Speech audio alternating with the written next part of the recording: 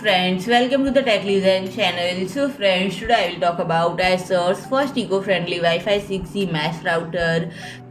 So friend, Acer unveiled the Acer Connect Vero W6M mesh router, its first eco-friendly Wi-Fi 6E router that incorporates post-consumer recyclable material in chassis and features eco-made for efficient energy consumption. And the router is powered by quad-core 2 GHz processor and include a bundle of enhanced connectivity, coverage, and security features, including Wi-Fi 6E, tri-band AXE 7800 capabilities.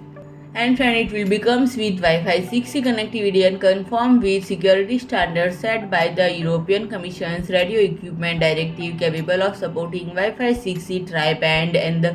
and the device provides speed of up to 7.8 Gbps to deliver fast, stable internet connection when online, and the Wi-Fi 6 router can also be paired with up to and features impressive network range of up to 465 m² on a dual mesh system and up to 930 m² on a quad mesh system to help eliminate dead spot in a larger coverage areas, and powered by MediaTek quad-core 2 GHz A53 processor with 1 GB LPDDR RAM and 4 GB memory